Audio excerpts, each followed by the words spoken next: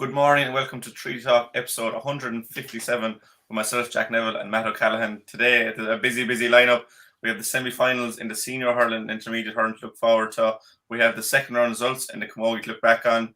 We have the third round in the ladies football to look forward to this weekend. And just this morning, we got some great news with the All-Star nominations with Limerick getting 15, so do stay tuned. The impression again we get out with what you put into it. It's like a walk of life. If you're good enough, go out and get it, no more about it. Not so much control in the centre of the field from Kilkenny as Richie Bennett sends it high and over the bar. Your mother sends you down to the shop for a pound's worth of goods and she gives you 50 pence. You can't get the pound's worth of goods, can you? Just about kept in. Oh, well done, Shawnee Buckley. To do that to Tomas O'Shea, he deserves to score from here. One of the highlights of the Sunday game. Limerick went out there from the word go today. No more about it. They made all the running, that was it. Put the ball over the bar and the back of it, and that's it. No ifs, no buts. Is there much time left? We have a couple of injuries. Here comes Kieran Carey. Carey leading the charge of the right brigade. 45 metres out. He's a chance to score. He's put it high. There's no sympathy in this game for anybody. Matt, it was great news to wake up to this morning. If we needed any reminder of how special this Limerick team was, 15 All-Star nominations. Now, the awards themselves won't be handed out till December 10th, so we won't dwell too much, but it is just that, a reminder of how great this Limerick team is. It is, and it's a fitting reward. And, I'd be of the opinion that when the actual team is named, that they could put them in block, that it's absolutely fantastic news, and it's a fitting tribute to what this Limerick team have achieved. We've spoken about it ad nauseum, and they seem to keep pushing out the barriers. They seem to, raising the bar all the time. 3 All-Irelands in 4 years, but Jack, it was the manner in which they won the All-Ireland last year, this year. If you look back on it, pretty good performance against Cork, beat Cork by 8 points in the first round, despite shooting 20 wides on the day. And then, of course, we had that absolutely dramatic Munster final win over Tipperary when it looked pretty bleak at half time. 10 or 11 points down, and the third quarter that they produced to overturn Tipperary was just simply phenomenal. And of course, from a Waterford and a Cork point of view, I'd say the less said about the All-Ireland semi-finals and final, the better. The way Limerick just really stepped on the gas when they got into Croke Park, and the way they overcame Waterford, and the narrative and the lead up to it was that, we were not going to have a repeat of 2020 in that Waterford would have closed the gap, this, that and the other thing, but not a bit of it. And of course, the manner in which they defeated Cork in the All-Ireland final, that was a performance for the ages. And it's nothing more than they deserve. And it's phenomenal as well that it's just 3 Limerick players, Cian Lynch, Kyle Hayes and Sean Finn, are shortlisted for Player of the Year. I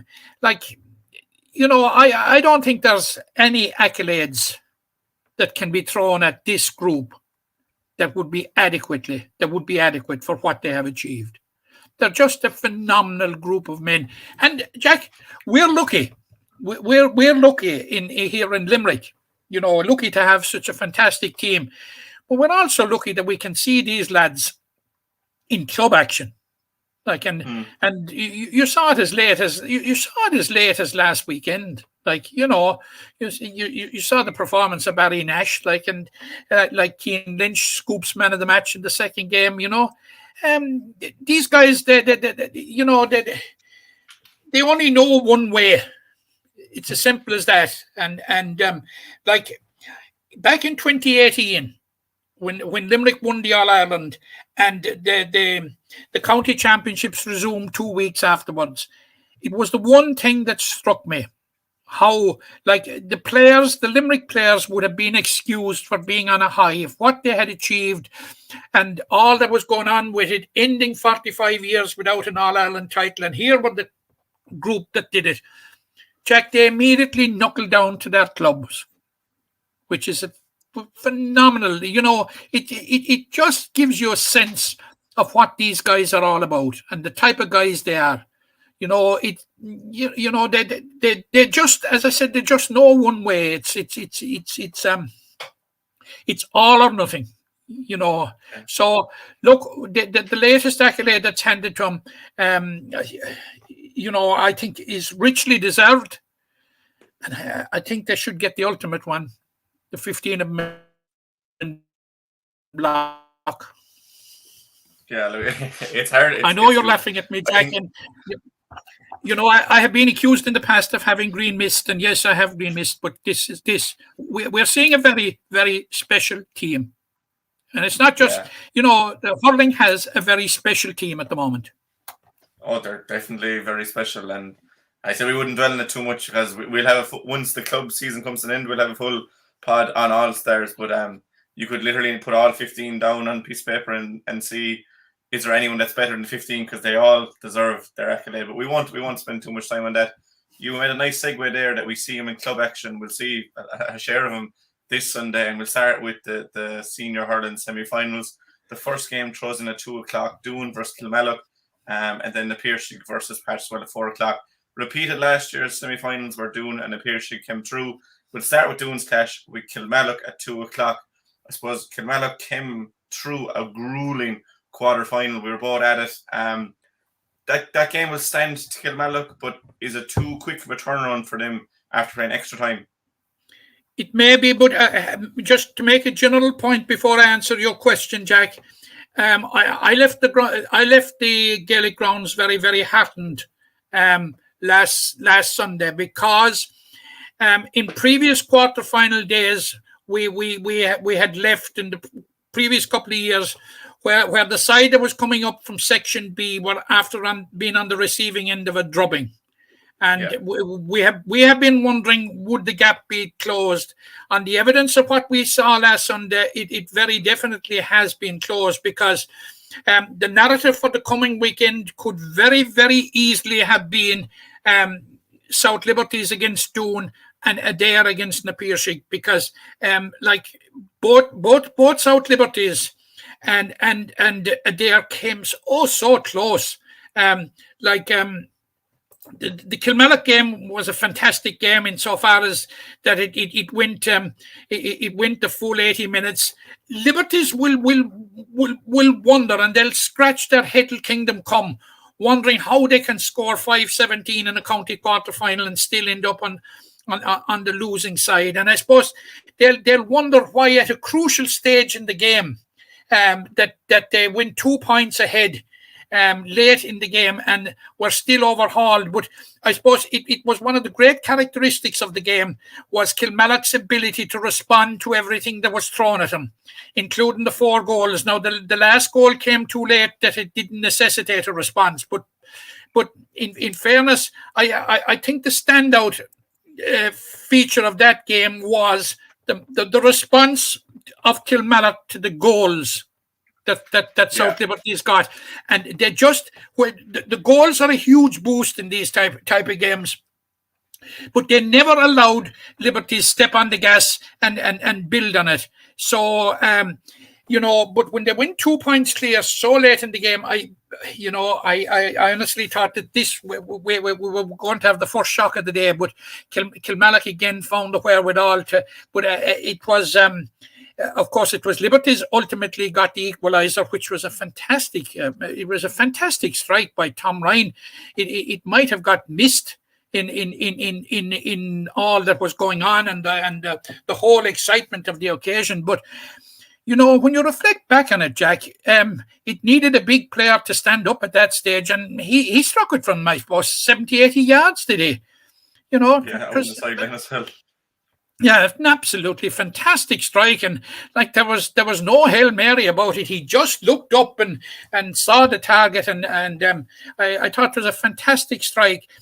But getting back to where we started with Doon and Kilmallock, obviously tis a very, very quick turnaround for Kilmallock.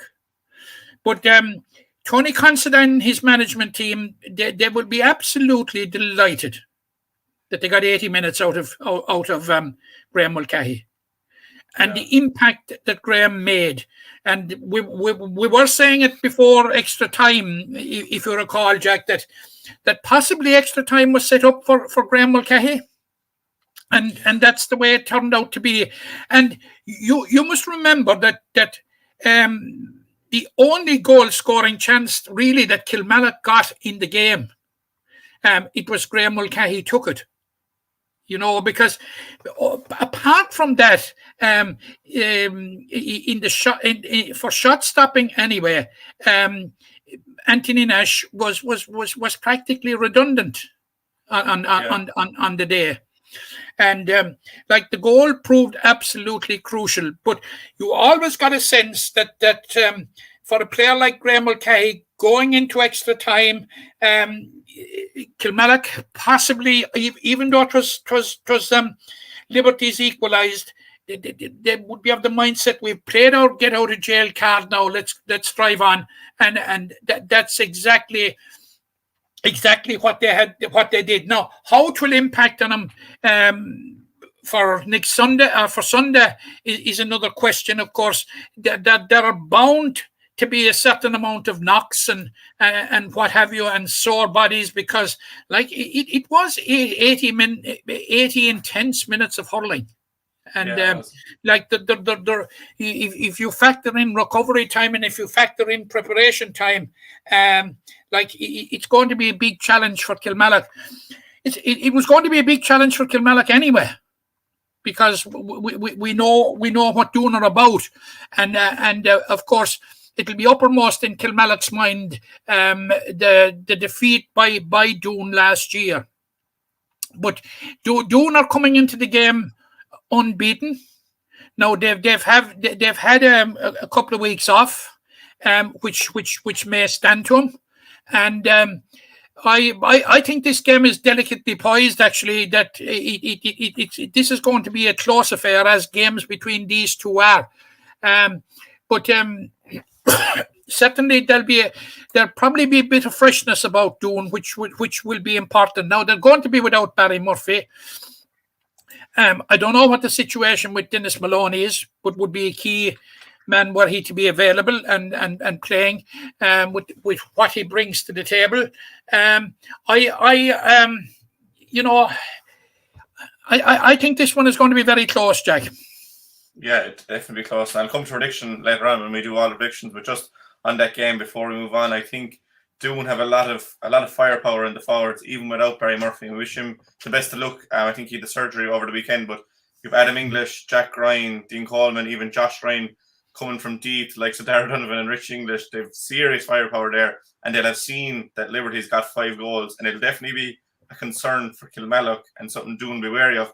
But at the same time, in last year's semi-final, Kilmallock won both of their games and came through. Doon obviously lost to Patrickswell and then upset the odds. So, as you said, it's very delicately poised. It is, and when you mentioned the firepower there, you omitted Pat Ryan. Yeah, see, there's just a galaxy of stars with Doon this. And I still think in the present campaign, now, whilst Adam English has been absolutely outstanding, Pat Ryan has been outstanding, we've yet to see the best of Dean Coleman and Jack Ryan.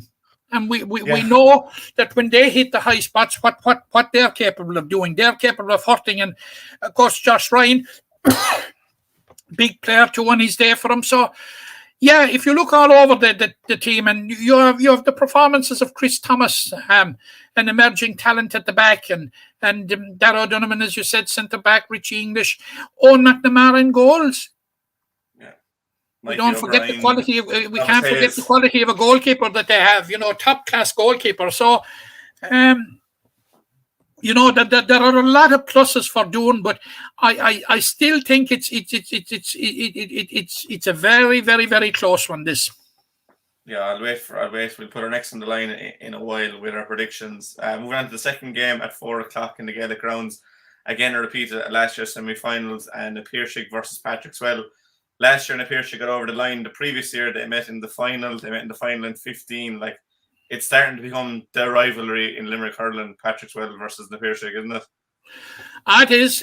It's a fantastic rivalry and I suppose a sign of the rude state of good health that the game is in the county. But looking back briefly to last weekend, Patrickswell must consider themselves very, very, very lucky to be involved next week, because they did everything but win the hurling match. You know, that they had drawn 3 points clear by the 57th minute, and like when John Fitzgibbon floated over that point, and it was there for him to win it at that stage. But then we had this absolutely incredible and special intervention, I would say, by Jason Gillan. Like 4 points in less than 4 minutes. That's Raya the Rover stuff. It's off the charts. In commentary, we were right, because we said Gillan was quiet in the first half. We said he only needed that spark. We were probably referring to Aaron, if we're honest, but it was Jason that provided that spark. And with the likes of Keane Lynch, his brother Aaron, Diarmaid Burns, like, to come out and do it yourself, like, it shows huge credit to Jason, in fairness. Hands up. We were definitely thinking it was Aaron, you know? Yeah. But Aaron for once was upstaged by the younger sibling. So, but it was a fantastic. It's something. It's a dream 4 moments in his career. Absolutely. Now he has won 2 All Ireland medals as a member of the Limerick panel. But when Jason Gillan, when his hurling days are over, or even in old age, when he will reflect back on his hurling career, I think that will be one of the standout moments, because even for us, Jack, they weren't aligned to either side. You know, they were there as absolute neutrals. It was an absolute standout moment, wasn't it? Oh, it was brilliant to see, and again, fair credit to Jason's stand up. But it just adds another bow, if we didn't already know it, to Patrickswell's armour. Like, and you looked at the likes of Josh Constantine, Mark Harmony was brilliant midfield, with Calvin Carroll. Like, they have so many players that they can call upon, and even though Adair kept the All-Star trio relatively quiet, they still pulled it out of the bag, and they'll take huge confidence going into that. Now on the other side, you have the Piercy. And I don't think, probably judged by talking to you, the performance against Ballybrowne is probably the best performance you've seen at any code this year, was it?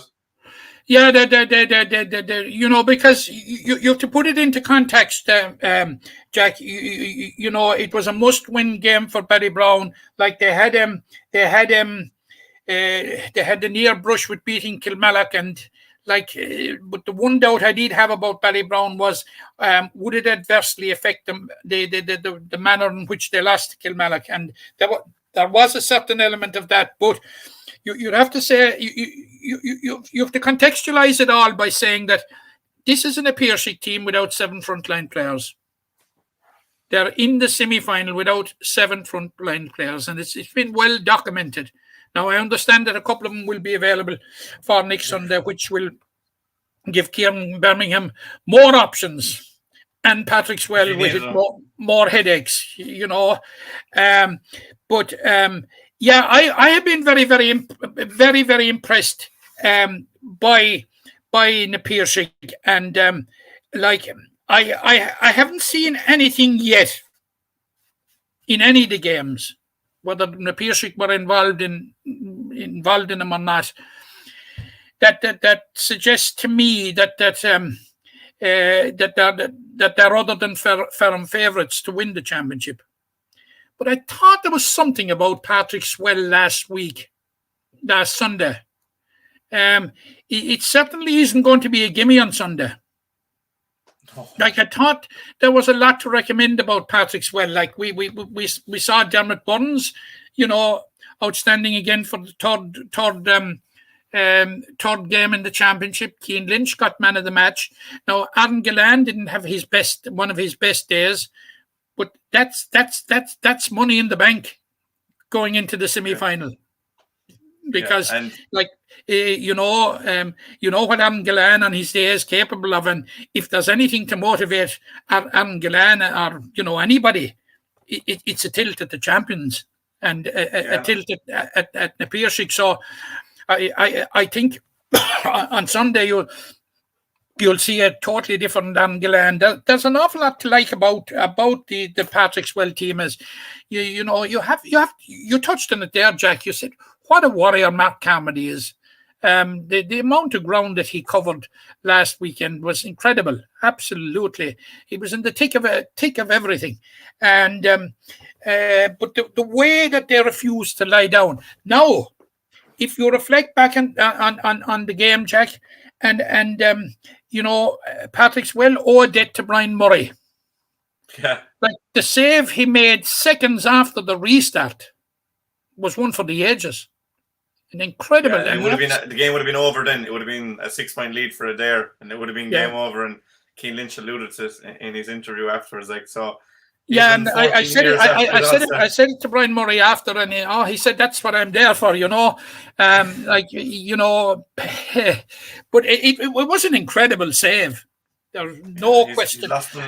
He's lost on the agility anyway. To be fair to him. And certainly hasn't lost any of the appetite.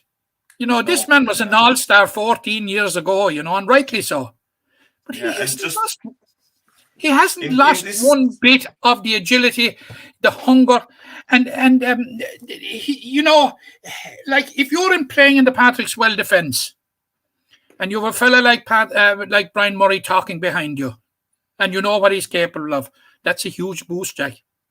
Yeah, it is. And just before we move on from this game, correct me if I'm wrong, but Patrickswell are the only team I think to beat Na Piarsaigh in the last, I think it's 5 championships now at this stage. They beat them twice in 2019, and it's pretty much the same team for Patrickswell. So they'll have no fear going in against Na Piarsaigh or going for a back-to-back again. None whatsoever. But good for them. I stayed, they will be slightly, or they will be exactly, I suppose, in the same position as Kilmallock in terms of the quick turnaround. And, the recovery time whilst Na Piarsaigh will be coming in fresh. It's set up for a great game, Jack. Yeah, it is. And we'll come back and we'll discuss some more and doing predictions over the weekend as well.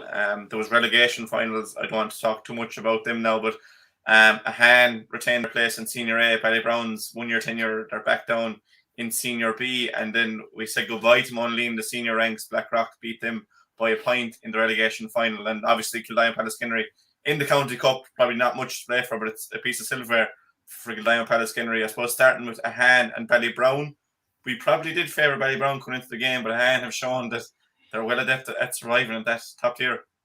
Well, I'll tell you one thing, Jack, after the weekend anyway, I will be very slow to predict against Ahan in a relegation playoff because I've done it now in successive years and have been spectacularly wrong. Mea culpa. Yeah. I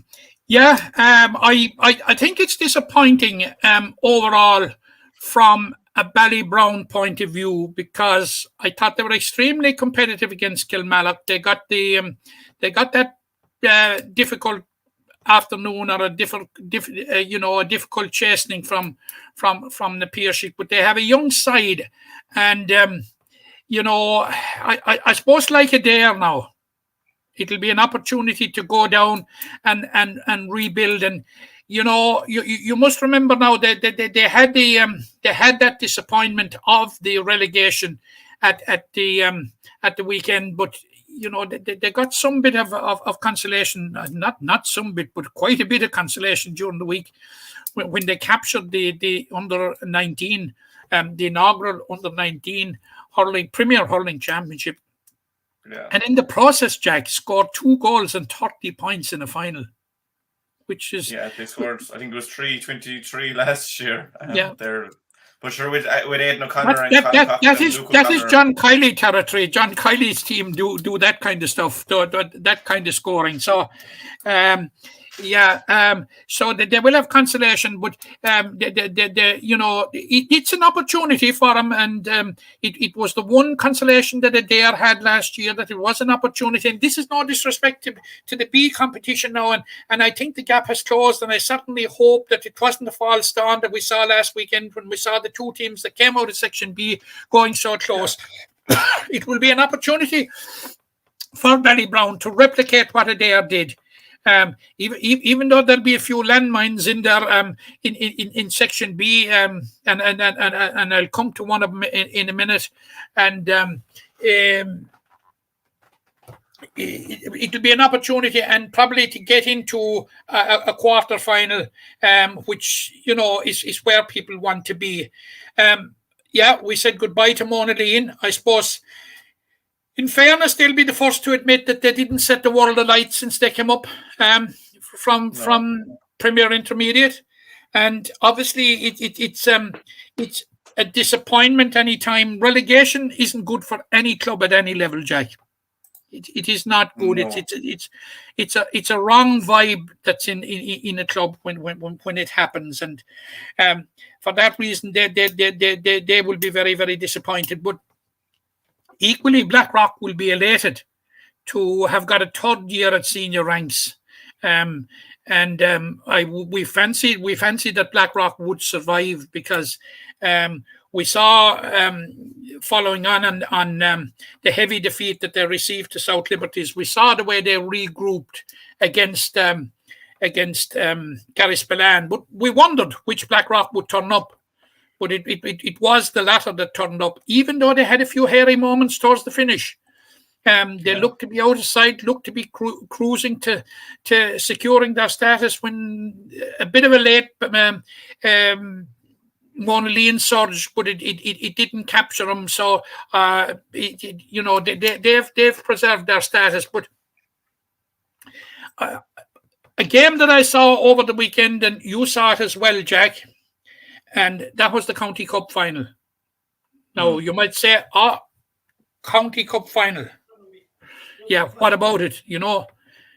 I think, again, as if we needed to know to note that Kildimo Pallaskenry, in my opinion, served notice that they're here to stay at senior level, number one, and that they're going to be a force to be reckoned with. Like we spoke about prior to the championship, we spoke about the ideal situation that Kildimo Pallaskenry had found themselves in at senior level, in the manner in which they had reached the senior status, losing Premier semi-final, losing a final, winning a final. Absolutely ideal way of building a team. Now, we have seen them comfortably preserving their status, giving a dare one hell of a fright. And at the end of the year, they have something to show for their first year in senior. They have the County Cup. They are in a very, very good place. Now, they need to tweak their resources. No question about it. But the big question, the big thing for Kildimo Pallaskenry is they've got the players. And how they'll deploy them, that is for something for next year, obviously. But I think if they reflect on the year, now Kyle Hayes was saying to us afterwards, that really the goal was the quarter final. But I still think deep down that they will be happy, because when you come up and when you make that giant leap up to senior, the first thing to do is ensure survival. They did that from the very, very start. And if you like, Jack, they did more. You saw like the way that they pushed the dare, and you saw what a dare in turn pushed Patrick's well. So yeah, I wouldn't fancy I wouldn't fancy being in Section B if it is a truncated version like this year, which I don't think it will be, and to be drawn in the same group as Kildimo Pallaskenry.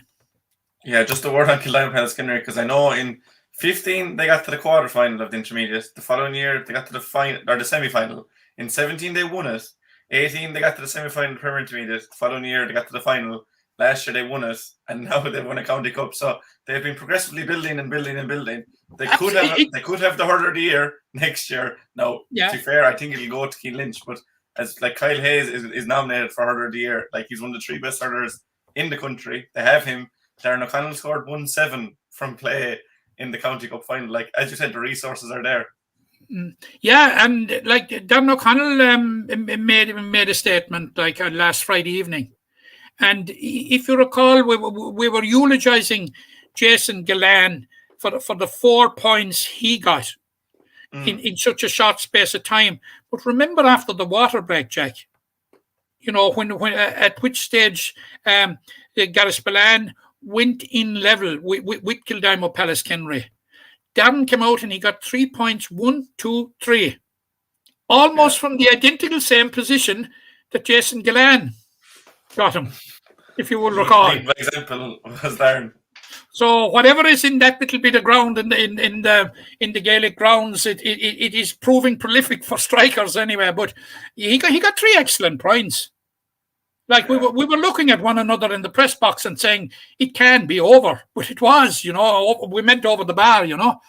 Darren is one of the most consistent club hurlers you're going to get out there. Like, and it probably just the way Kildimo were in the lower ranks that it wasn't seen. But for anyone that was going to Kildimo Palace games for the last few years, like Kyle Hayes will get a lot of the credit, and rightly so. But Darren has been as good, if not better, than him throughout the journey. Like, yeah, well, I was alerted to him a good while back, and I was particularly alerted to him in the run into the 2017 intermediate final when they were facing Glenroe.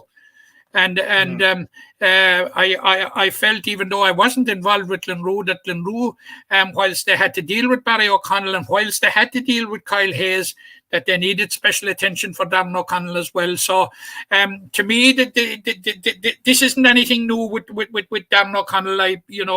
I think he's an exciting, he's an explosive player, and you know, he deserves to be involved in the Limerick squad.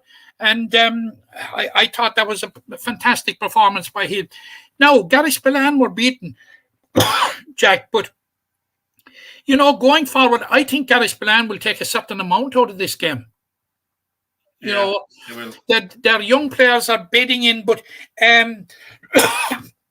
how much latitude do you get to translate minor success to senior success? They're coming to the stage now in 2022 where the players that have brought that success are going to be 22 and 23 years of age. So, like, it's, you know, 2022 is going to be a very, very big year for Gareth Spillane. And for those younger players, it's going to be delivery year nearly, Jack. It is coming to that point. Yeah, it is. And I suppose that's a similar situation Ballybrown are going to find themselves in. Just again, congratulations to Ballybrown. I know it's a different grade. It's under 19. They won back-to-back Premier Minors. Now it's under 19s, but it's 3 in a row minor titles. First time they've ever done it. Last year was the first time they went back-to-back. So a great achievement. Well done to Kildimo Palace Kenry. County Cup was the first piece of silverware and offer for the year. Probably not the one they wanted, but look, it's still a piece of silverware. And just on Darren O'Connell there, if with Peter Casey probably gone for next year, there's a space in that full forward line if Darren will be thereabouts. We'll move on briefly to the. I suppose, Jackie, in fairness, if we were to give a performance at the weekend, it would be down to Darren O'Connell and Jason Gillan probably, but we would have to opt in favour of Darren O'Connell because it was Jason Gillan's late intervention, but Darren O'Connell over the game, like he was a pure nuisance for Gareth Spillane. Like, and he had the ball in the net within a couple of minutes of the start.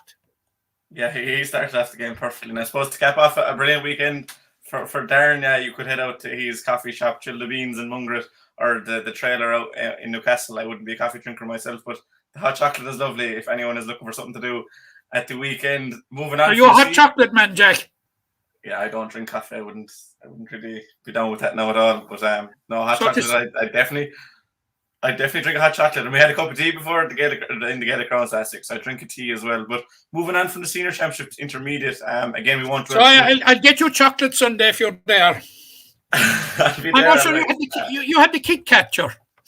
I had a Kit Kat. No, I'm grand. I'd complain if I had a problem, Matt. You'd have heard about it. We'll go on to the intermediate championship. We won't stay too long in it because I'll get more off you when we're doing predictions. But it's Granagh Ballingarry versus Effin and Brewery versus Crow Kilfinney. I suppose the first tie, Brewery were Premier Intermediate last year and Crow Kilfinney were Junior A. But like that's the way the hurling championship is, that you could be playing a team the following year that you never thought you'd play. Absolutely. It'll tell you, you know, what can happen in these kind of situations. If I'm honest, and you will recall, it's a matter of record, I thought Brewery would be beaten by Palace Green. Same. But not only did they upset the odds, not only did they beat Palace Green, but they beat him convincingly. Not just on the scoreline, it was 116 to 110 was the scoreline, but it was every bit, if not more, convincing than that would suggest. I honestly thought that both Palace Green and themselves were in a certain level of transition, and that perhaps that Palace Green were a bit further down the road than Brewery were. But of course, I remember going back an awful long time to a time when I was secretary of the South Limerick board, and you'd be trying to anticipate results and trying to anticipate fixtures. The ones you could never do it for were Brewery, because they invariably upset the odds.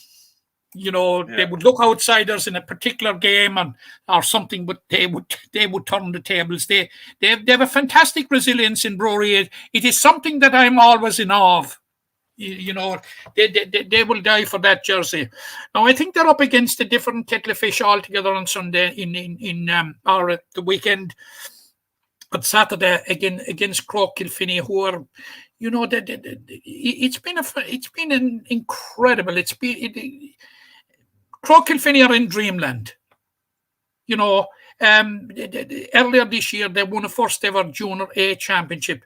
It was the delayed 2020 championship, and one was wondering last year when the pandemic called halt to the Junior A championship. Was Croke Kilfinney's had that opportunity past them, because I had seen them the previous year, and I actually wrote about it, that I thought that they were a team waiting to break through.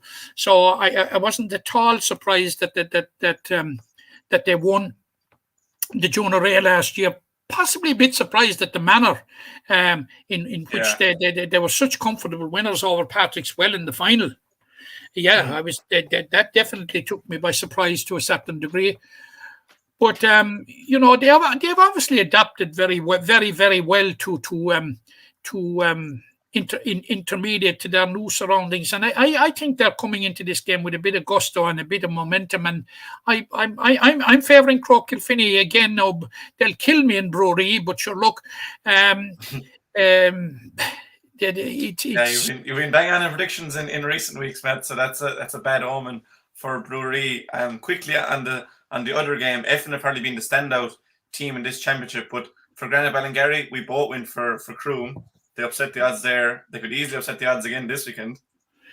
Yeah, I think it'll be more difficult. I think Croom had their problems with injuries, with 3 late withdrawals, which this is what I'm hearing, which affected their chances. But that's not to detract for 1 minute from the performance of Granite Ballingarry. And like Granite Ballingarry, they scored 318, which was a fantastic score.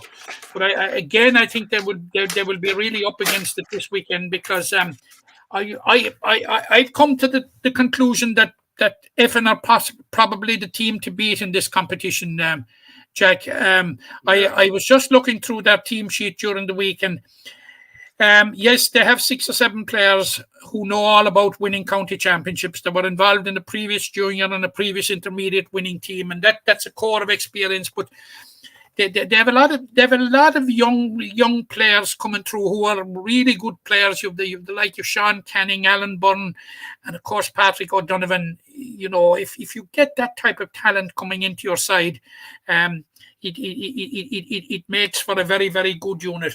I'm going for Effin in this one. Yeah, well, I'll come and get your prediction with a score in a while. Look, we won't touch on the Premier Intermediate Championship over the weekend, because we'll talk about that next week prior to the final. Mungret St. Paul's overcame Huron Glenrue pretty comprehensively. I don't think there's any qualms there with result. And Cappamore beat Newcastle well similarly comprehensively. And then at the other end, we had the back-to-back relegations of Marubor with Bruff staying up. Just maybe quickly on the Premier Intermediate Championship, but we will talk in depth about it next week before the final. Yeah, there were 2 very disappointing semi-finals. There were 2 very one-sided semi-finals. There were 2 semi-finals in which the scoreline didn't lie.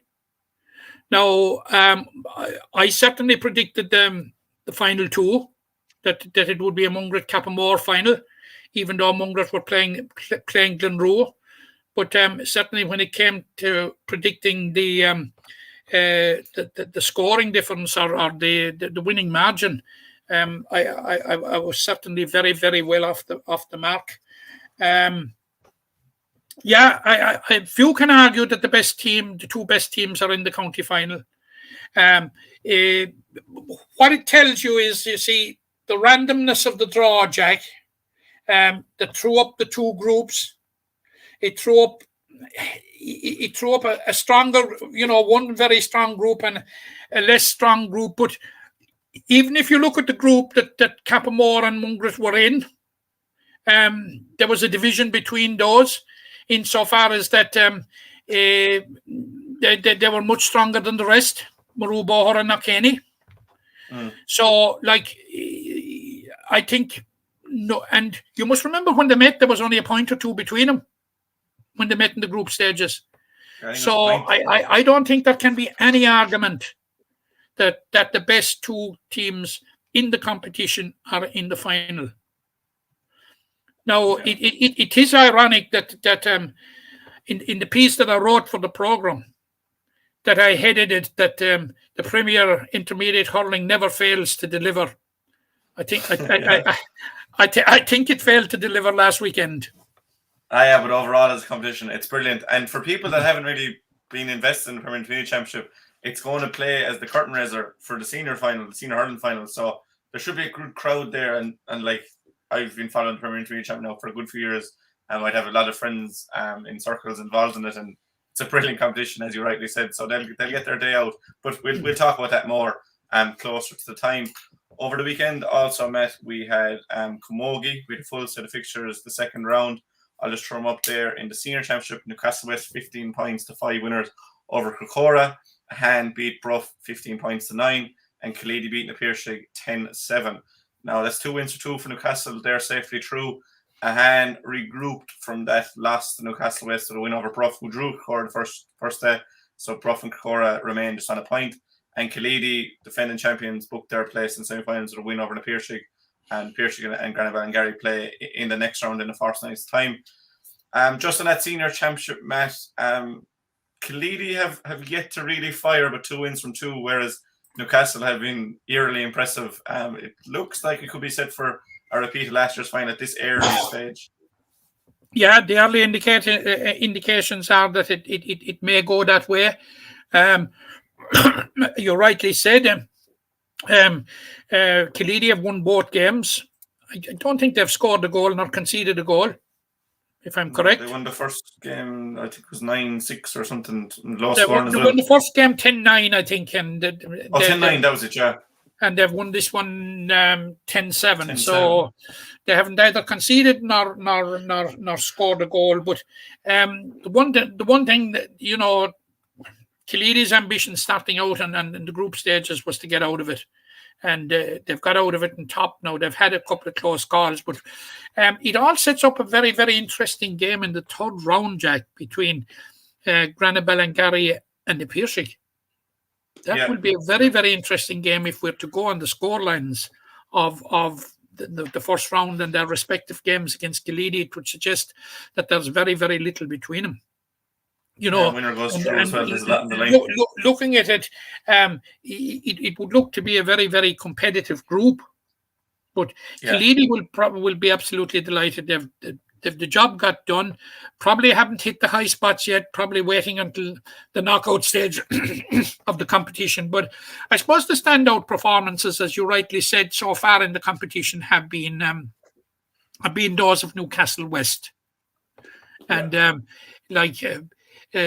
Newcastle West have a star-studded lineup, and as I previously said in the county final last year, which they lost very narrowly to Kaleedy, they were minus the services of Rebecca Lee and Cameron O'Leary went off during the game. So they will be looking to regain the crown.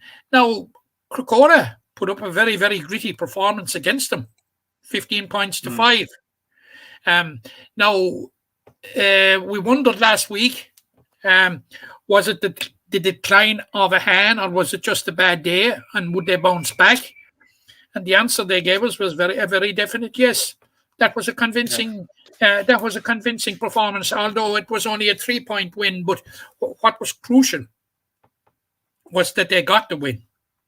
And they faced Cracora in the final round now, which they will fancy their chances, whilst Bruff have the huge task of taking on Newcastle West.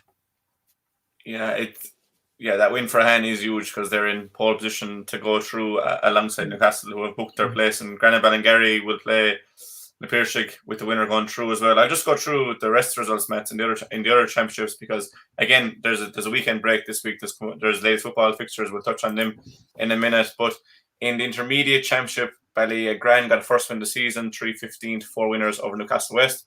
Ruboher made a 2 from 2. They beat Kaleedy 1-8 to 1-4.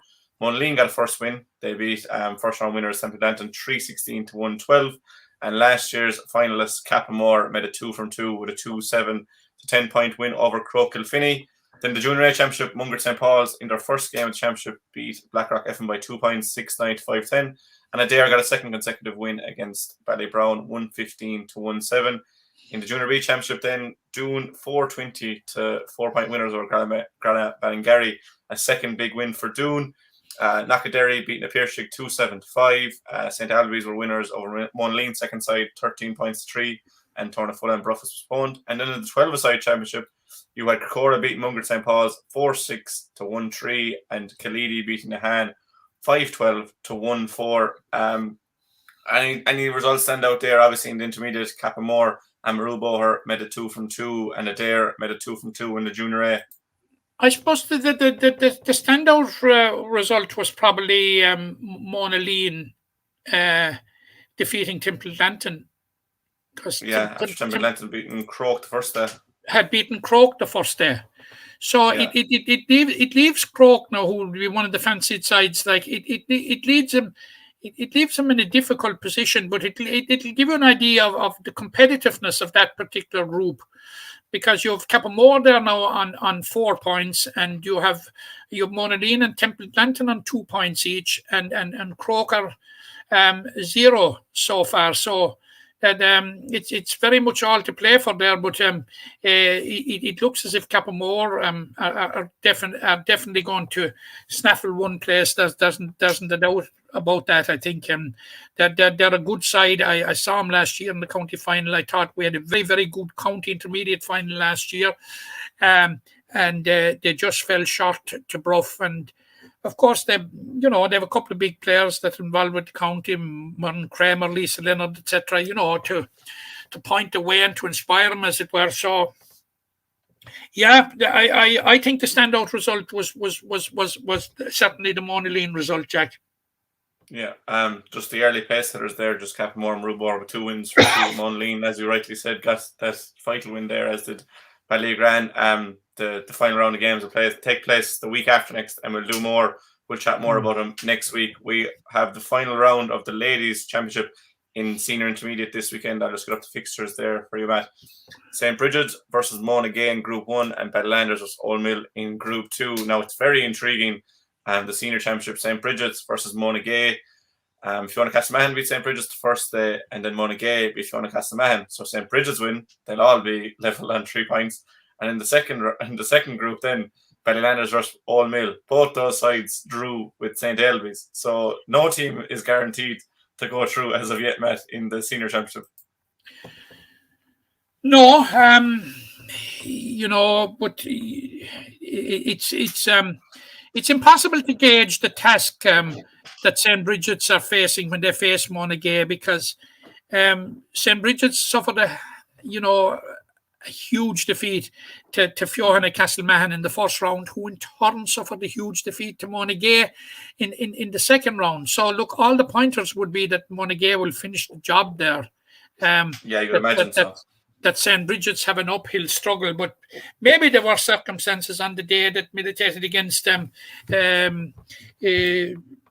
Bridget's putting in a performance, but they will have to find something special, because Mona Gay are obviously hurting from losing the county final to Elby's last year, and I think they've put down a very early marker, and it's very, very hard to see beyond Monaghan and that one, Jack. But of course, there's nobody going to be out of the championship, and that this, as we've already said, is that the group stages is nothing more than a seeding process for the knockout stages. So I find it very hard. The semi-final place in that group, Jack, in my opinion, is going to Monaghan. It would be a brave man that would call the second one. You have Ballylanders, who drew with Ailbees, and you have Old Mill, who drew with Ailbees. Ballylanders have home advantage. It should count for something.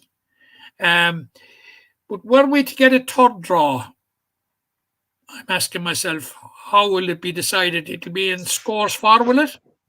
I think it's scores for, because obviously that'll all be points differential of 0. I think it goes down to scores for. It might even be goals. I don't know, but we won't get into that kind of a realm of possibilities. We'll let that to the administrators. Yeah, we'll definitely leave it to that. I suppose the intermediate championship as well. You've Knockany versus Broadford, who were last year's winners, and Maru Boher versus Father Casey's. Maru and Father Casey's both lost to Mungard, if I'm correct there. So Mungard, you're absolutely correct, Jack, and they're just playing for second and third. Yeah, Mungard will top that group ahead of either Knockany or ahead of Maru Boher or Father Casey's, and another win for Drum will see them go through as group winners after they beat. Who did they beat in the last round, Matt? They beat Ula, who in turn had in the first round. Beaten Knockany. So basically you're looking at Drum going to Knockany on Sunday, avoiding defeat, and they go into the semi-final. Yeah, that's intermediate and senior. The group stages will wrap up this weekend. In the Junior A and Junior B, there's 5 rounds of group games. So like Junior A hurling, we'll talk about it more as we get closer to it. You have in the Junior A, Atay versus Grudy Gales. You have Galty Gales versus Hand, that's in the Junior A. And then Junior B, you have Ger Griffins versus St. Senans, Monaghan second side versus Croom. Ballylanders and St. Ailbe's second sides will meet, and Palace Green will play Drumcolor Broadford. All those games are on Sunday, the 10th of October this weekend. Just as I was just saying there with Junior A ladies football, on the Junior A hurling, Matt, in general, we're into the final round. By my calculations during the week, Mungard are the only team through. Mona Lean and Han, I think, are guaranteed to play off relegation finals. But going into round 5 with 24 teams, just to have only one team in the knockout stage, like it's a great indication of where hurling is at in the competitive level at Junior A. It is, and it's exactly what the competition needed, because like we saw and I refer back to the senior football championship where there was so little to play for going into the third round. It's not a healthy situation, but this junior championship, unfortunately, that we just cannot get to see it. There's such a proliferation of matches on at the moment, but there have been phenomenal games in it, and there's an absolutely huge game. I think it's in Group 4 at the weekend in Mick Neville Park between Castletown Ballygrand and Killeedy. Yeah. By my reckoning, the loser will go out if Ballybrown in the meantime beat Bottom Club Stakers. Am I correct in that, Jack? You are. I'll just run through the groups there quickly because I just have it up here on my own screen. You just have to listen to me. Mungard St. Paul's in Group 1 are gone through. Then you Feeney Kilmeedy and Doon are both on 5. And they played out a draw. And then you Patrick Sweller on 4 points. So Feeney Kilmeedy, if they win, it'll come down to scoring differences if Doon win as well. But if Feeney Kilmeedy and Doon both lose, then Pat Swell need a win to get through. The fixtures are Doon are playing Monaleen, Feeney Kilmeedy are playing Mungard, and Askeaton are playing Pat Swell. And Monaleen are guaranteed to go into the relegation. Askeaton, our season is over, but we can't get relegated. We can't go through. It's kind of now, Monaleen conceded a walkover in the last round to Mungard St. Paul's. Yeah, and they're due to face Doon this weekend. Now I don't know if there's another walkover. Yeah, but the import of all that is, Jack, that were teams to finish level on points, we're going into a playoff situation. Yeah, Monaleen can only Scoring get 2 difference. points. Scoring difference doesn't come in if there has been a walkover. But Monaleen can only get to Skeeton's 2 points, and Skeeton beat Monaleen, so they'll have him in head-to-head. Patchwell are ahead of him then on 4 points. So Monaleen are... No, but it could affect it at the top. For second place. It probably could, yeah. I didn't even think there's so many possibilities in all the groups. I suppose in Group 2, Kilteely, St. Pat's, and St. Kieran's are all on 6 points. Kilteely and St. Pat's play each other, so the winner there will go through, and if Kieran's win, they're guaranteed to go through. Ahan will finish bottom of that group. In Group 3, Ballybricken, Bohermore, Caherline, and Coromanister are all on 6 points. Caherline play Crocora, so again, the winners there will go through. And Ballybricken, Bohermore, no win, will see them through. You touched on Group 4 there. Killeedy, Castleton, Ballygrand play the winners that will go through, and Ballybrown know that a win will see them through. A draw for Killeedy and Castleton, Ballygrand, and a draw for Ballybrown will bring it to scoring difference. But look, it's all on the Sport Limerick website, how it stands Junior A hurling. But look, we will be chatting more about the Junior A next week once we know the configuration and the quarterfinals. There's just too many teams to go through, Matt, really, isn't there? Yeah, there are too many permutations. I've been looking at them there during the week, and every time you look at it, there's nearly an extra permutation that you could throw into the mix. It's all very fluid in the Junior Championship at the moment, but I think that standout one is because 2 of the fancied sides from the outset of this competition have been Killeedy and Castletown Ballygrand, based on performances in recent years. And, come Sunday evening, one of them will possibly be out of the championship. Yeah, it's a very possibility, but as I said, we will talk about it in detail next weekend. I suppose we'll move on to the predictions, Matt. I love this part of the week. Now, it's gone horribly wrong for me. I know, you must be winning, Jack, when you like it. No, well, you've gone miles ahead after the weekend. You correctly predicted Patrick Swell would win by the 2 points. You owe Jesse Glenn that regard. You said Kilmallock would win by 4. No, you never said it was going to go to extra time, but I'll leave you off there. 3 points, obviously, for predicting the right result. You called Kildimo, Mungret, Cappamore, Crockle, Finney, and Effin as well. We both got the Croom game wrong. I also said that Newcastle would win, and I'm missing one game there. Oh, Brewery, we both win for Palestine in that regard. But look, as I said in previous pods, I'm so grateful for your benevolence, Jack. Not the context of time. Not include extra time. If you're looking for a bet this weekend, just follow Matt's predictions because he's on a roll. So get him while he's hot, because it was slow enough start for you, Matt, but you're miles ahead at this moment. So I think I might go for broke this weekend and maybe go against you in a few regards. We'll start with the senior hurling, Doon versus Kilmallock. Which you obviously think it's going to be a close game, but which team are you siding for? Doon by 2. Now I had said Doon at the start of the championship, where I thought would win the championship. The loss of Barry Murphy kind of dampens that expectations, but I'm going to go for Doon by 4 on this one. Just with their firepower. Kilmallock played a long game last weekend. Now it's good to get a game under their belt, but I just think Doon will have too much there. And then the Piersig versus Patrick's well. The Piersig by 3. Piersig by 3. Now I'm going to go against you here, and I don't even think it's because I'm so far behind, but I just have a feeling for Patrick's well. They obviously beat him twice in 2019. I think last year the Piersig were dominant. That's fair, but without Peter Casey, without Mike Casey, I think that Patchwell can take advantage, and if the likes of Jesse Glenn can build on that game, then they have another star forward. Well, as I say, I'm giving the vote to the Piersig, but there's something about Patrick Swell. You're right. There is. Yeah, look, they know how to play in the Piersig.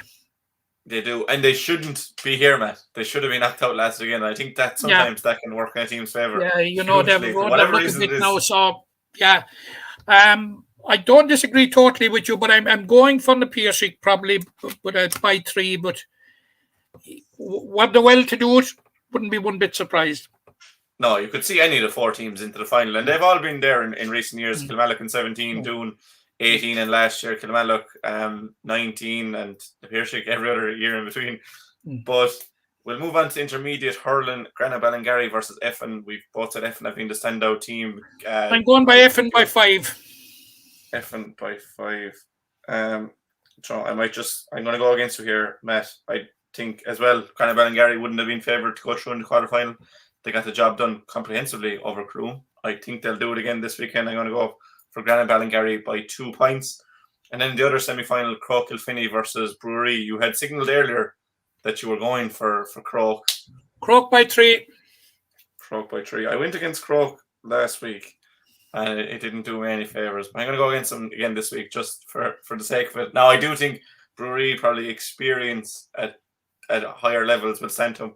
I'm going to go Brewery by 1 point, but it'll be a remarkable series of results for Croke Kilfinney, Matt, just to digress for a second, that they were in Junior A last year. They obviously won it. They won the Intermediate League, and to get the Intermediate final would be another huge step for the club as a whole. 10 years ago, Effin did it. Won the Junior A in 2010, won the Intermediate in 2011, beat Ballybrown in the final. Nobody gave them a chance going into the Gaelic Grounds. They dug it out, went on and added the Munster Clubs Championship. Yeah, Croke Kilfinney will be looking to follow in their footsteps, and by your predictions, they'll be playing in the final. It'll be an Effin Croke Kilfinney final, but we'll just have to wait and see for that. Those games are on this Saturday in Newcastle West, a doubleheader, 2 o'clock and 4 o'clock. And last night we spoke in depth about the Limerick Senior Football semi-finals with Par, and that podcast is on YouTube, Facebook, Twitter, on the website as well if you want to check that out. We spoke in depth about Adair versus Gaeltacht Gaels. We both agreed that we probably thought Adair would come through, but how, like we've all said as well, they'll be very close. But what think the margin will be between Adair and Gaeltacht Gaels? Yeah, I think Adair will end the dream of Gaeltacht Gaels. By 2 points. It's been a phenomenal year by any benchmark for the Gaels, and I'm saying 2 points because it's an indicative that I'm not entirely convinced about it. I think Gaeltacht Gaels are in with a much better chance than people think. Yeah, I see them being written off as outsiders, people saying, oh, sure, look, tis one of the three. I don't buy into that narrative at all. Gaeltacht Gaels are they're in the semi-final on merit. They're in the semi-final like the other three on the back of 3 wins. And you can't ask for any more. And I think it's going to be very, very close. But I think that the experience of Adair will probably dig it out by a couple of points. Yeah, I have Adair by 3, but we obviously played Adair in the quarter-final. We played Gaeltacht Gaels the game before that, and Gaeltacht Gaels will definitely give Adair enough of it. And look, you wouldn't be surprised again to see Gaeltacht Gaels get to the final, but I think experience will tell for Adair, and if they have a couple of their players back, like Mikey Lyons and Oran Collins, then they'll be that much stronger. The second semi-final then at 4 o'clock in McNeville Park, Newcastle West versus Monaleen. Again, we both said we thought Newcastle were going to get through, but you wouldn't be surprised to see Monaleen coming through either, Matt, would you? I wouldn't, but I'm giving it to Newcastle West by 3. The day when I left McNeville Park after the league final, I didn't think I'd be making such a prediction, or indeed when I left Kilmallock after Newcastle West had really got out of jail, possibly against the late Galbally rally, but certainly Newcastle West have rallied since. And look, all Newcastle West are now are the force that we expected them to be reckoned with. They're just putting on the type of performances now, and I'm convinced they're just hitting the peak at the right time. They probably have it timed absolutely perfectly, and I'm going for Newcastle West by 3 points. Yeah, I'm going to go for Newcastle by 5. I actually had 7 down, but 7 is a huge margin of football. But I think Newcastle West, like just the squad they have at their disposal. We spoke again about that in depth last night. But the players they can afford to leave on the bench would be stars for a lot of other teams. Yeah, you're absolutely right. Like we named some of them last night. Brian Nixon started on the bench the last day. Now I think he might have a niggle of an injury, but Rudon O'Connor, we spoke about him. Donegal Woods, like Dermot Kelly. These guys would be starters in any club. But we have we've had this conversation for a number of years now. Like if you're looking at a squad at the start of the year, as I said last night, and just judging it before the ball is kicked and on the various squad and the team lists, like Newcastle West are out in front, Jack. Yeah, they are. They've been caught bar 19. They've been caught every year at one stage, and one Lean will be hoping that it'll be this Sunday that they can catch them. But there are predictions for the week. I think we've gone through everything, Matt, for the week that's in it. I know we couldn't touch on some things as much as we wanted to, but that's just the nature of having all these games on. But it's brilliant to have all the games. Absolutely. We have it no other way. But, as I said last night, it's a pity that the two senior football final semi-finals are clashing with the senior hurling finals, or senior hurling semi-finals. Like these are our two premier competitions in the respective codes, and I understand and I don't understand why why it happens. If you know, I think the county board have done a great job in the way that they have structured the fixtures in difficult circumstances, and like the way they, and it's not just this year. But if we look back at the 11-week window that they got last year, like the amount of games that they got played was absolutely incredible. And just to put it into context, what was achieved by Limerick, last year in terms of running their games was that we had, was it 11 or 13 county senior finals carried over to this year in other counties? Oh yeah, there was an awful lot, and a plethora of other county finals. Whilst we had everything tidied up, except the Junior A Championship, and we had they got another 2 weeks, another 8 days, that would have been out of the way. But we got it done in the end, so we got it done in the end. So, but what I'm saying is, I'm just trying to put it into context. The phenomenal job they have done in organising a huge raft of fixtures. Let's face it, Jack. Absolutely huge, a huge program. And every week they've done the same this time. But I honestly thought that some sort of an accommodation could be found, that we wouldn't have a situation where we had two county senior football semi-finals and two county senior hurling semi-finals on the one day.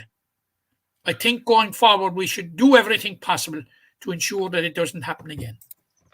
Yeah, I think it's something that shouldn't happen in the future. But look, the hurling semi-finals are being streamed by Limerick GA TV. So if you want to head out to Kilmallock first and double job there, and you want to go to McNeville to go to the football games, and you can have the hurling on your phone, your laptop, your tablet, whatever you want. But I'll be in the Gaelic Grounds anyway, so I'll be hoping for word of mouth to get to me about the football. But we'll leave it there, Matt. Again, many thanks to you for joining me. Many thanks to everyone for tuning in, and we hope it's another brilliant weekend of GA action, and I'm sure it will be. Hopefully, Jack. The impression the game we get out with what you put into it's like a walk of life. If you're good enough, go out and get it, no more about it. Not so much control in the centre of the field from Kilkenny as Richie Bennett sends it high and over the bar. Your mother sends you down to the shop for a pound's worth of goods and she gives you 50 pence. You can't get the pound's worth of goods, can you? Just about kept in. Oh, well, Johnny Buckley. To do that to Tommaso Sheahy, he deserves to score from here. One of the highlights of the Sunday game. Limerick went out there from the word go today. No more about it. They made all the running, that was it. Put the ball over the bar and the back of it, and that's it. No ifs, no buts. Is there much time